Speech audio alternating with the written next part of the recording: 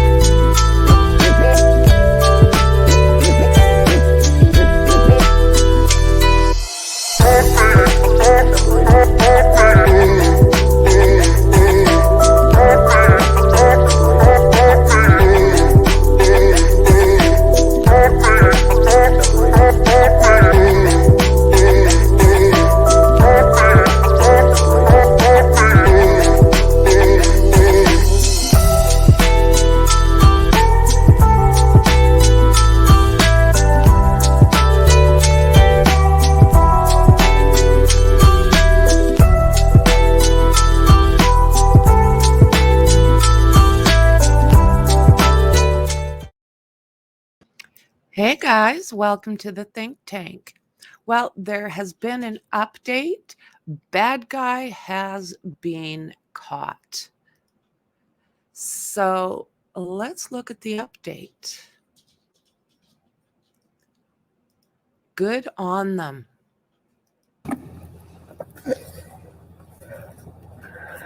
Everybody ready? Yeah. There you are. I think we are rolling. If you could just kind of give us an update. We heard there was some new developments. Yes. So my name's Rich Smith, Custer County Sheriff, and I am super thrilled to say that at 2:48 p.m., I received a call from Kirk Taylor, the U.S. Marshal for Colorado, that his team and the New Mexico State Police captured our suspect near Albuquerque, New Mexico. Do you have any update on the female that was with him, believed to be his girlfriend? She was in the vehicle at the time, and we're going to ascertain what her involvement is in this situation. So she's not in custody at this point? I don't know technically how they've done it down there, but we have some questions for her.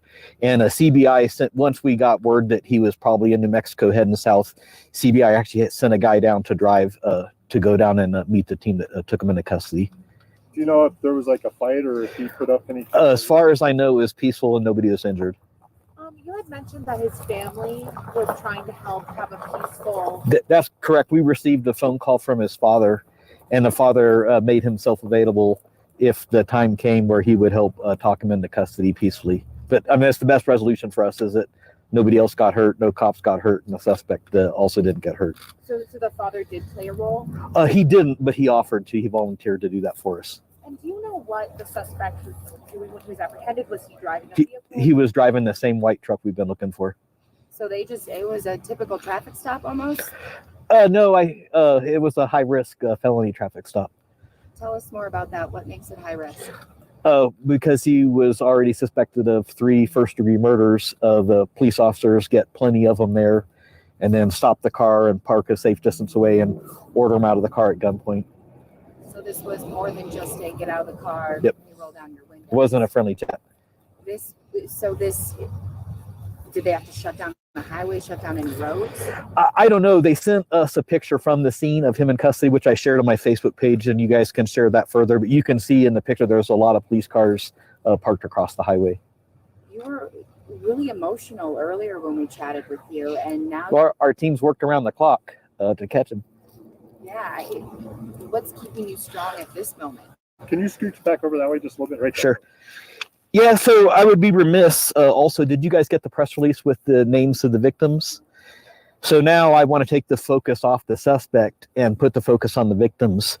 And so Patty Dalton, and the coroner did do notifications with the next of kin, but Patty Dalton is the gunshot victim who survived at the scene and is currently improving in condition at a trauma center in Colorado Springs. Her husband, James Dalton, age 58, was deceased. Robert Geers, Geers, age 63, was deceased at the scene. And then his wife, Beth Wade Geers, age 73, was also found deceased at the scene. And we'll continue to work. We got the suspect in custody, and that was the priority. And now we have a pretty lengthy investigation to go to take this case to prosecution.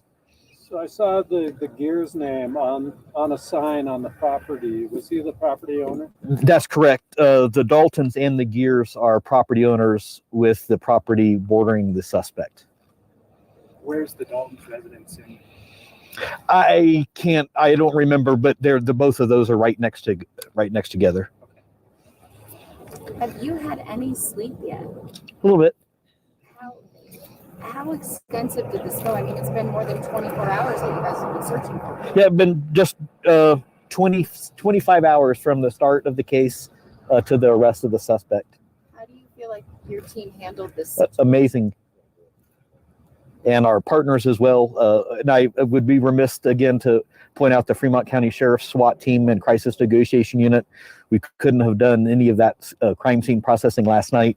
CBI had an agent here helping us as soon as the event happened, stayed overnight in our town, and is continuing to help us on the case. State Patrol, Colorado Division of Wildlife.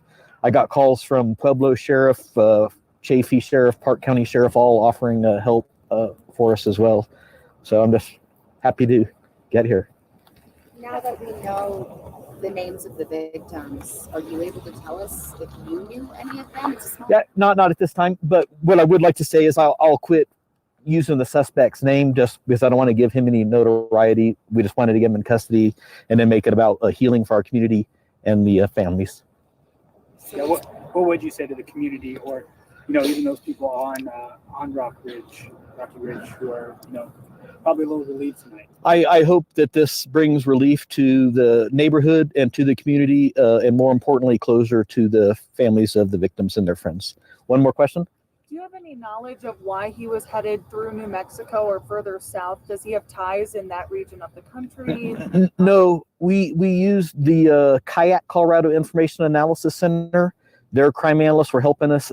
Being yesterday, CBI has a separate crime analyst, and we were looking exactly for those clues, addresses, friends, associates, trying to find out where he would go next. And to my knowledge, I don't know where he was going in New Mexico.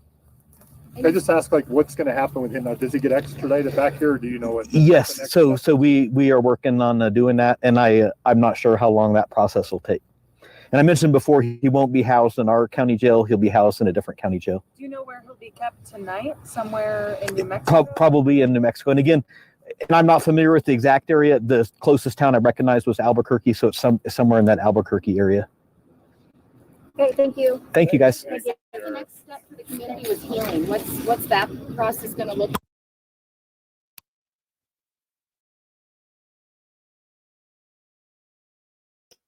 So, guys, they got him, and they have released the names. May they all rest in peace. Thanks, guys, and I'll see you in the next one. Bye.